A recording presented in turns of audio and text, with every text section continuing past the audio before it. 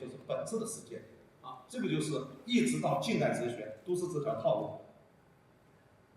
那我们知道中世纪啊，自从这个基督教立为罗马国教以后，那中世纪这个基督教蓬勃发展。那么基督教精神，这幅图就是《最后的晚餐》就强调信仰，强调救赎、恩典、彼岸的天。那么好了，前面这个柏拉图主义和这个基督教精神被尼采宣告上帝死了而摧毁。于是我们就直接进入虚无主义。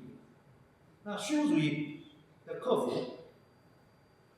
这是莲花山上的这个雕塑啊。这个雕塑我不知道大家看了有什么感觉其实这幅雕塑呢，它的好处是强调个人的主体性、创造性以及自我塑造的作用。但是如果说要把它绝对化，就非常危险。就把个体当着了自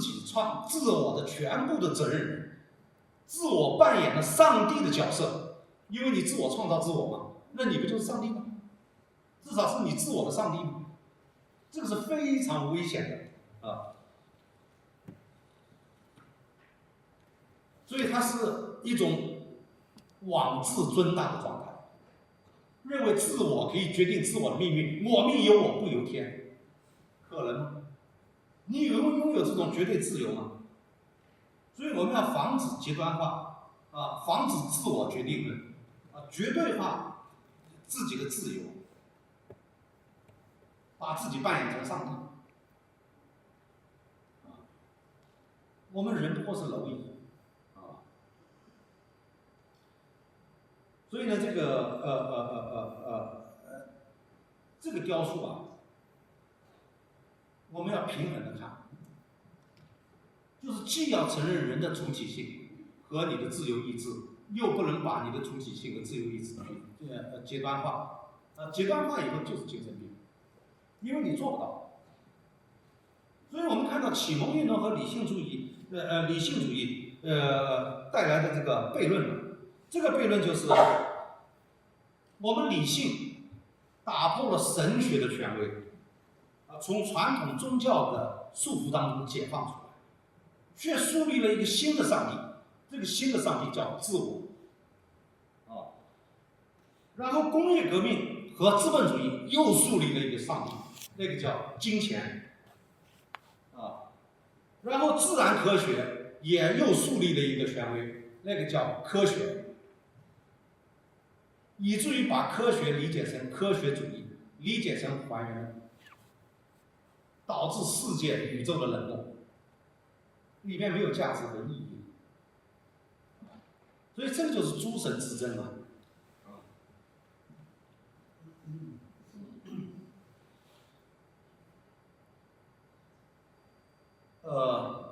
但是呢，我们是可以重构的就像我前面所说的自我的重构，我们可以重构我们的生活，重构我们的思想。这一点主导权，我认为还是有的。最后一幅图就是我们深圳的市民中心。我放这幅图的意思是指，我们人间有不忍人之心，就像孟子说的善之事端人的恻隐之心、羞恶之心、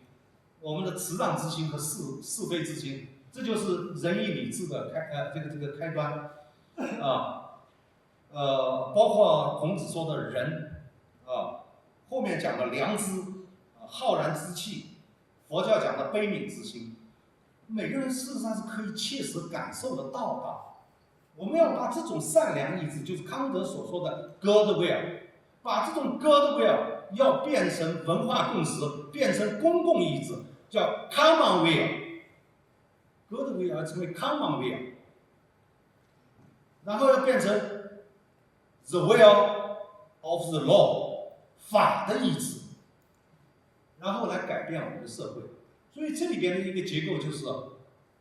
个体的良知 God will 变成社会文化的 common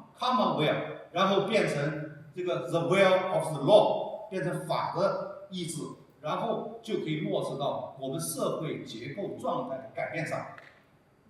就好像邓小平的改革开放，事实上是一种权力利益的重新分配，是对思想的一次解放，又是对社会束缚的打破。那么我们全中国就活跃起来啊。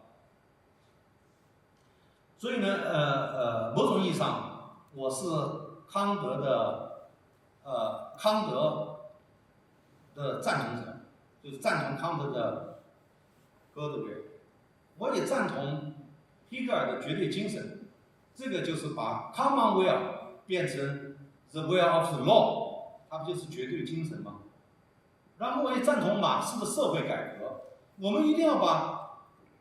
哥德 will 变成 common will， 变成 the will of the law， 然后进行社会改造。所以马克思说，以往的哲学家则是用不同的方式解释这个世界，而问题是在于改造这个世界。所以我认为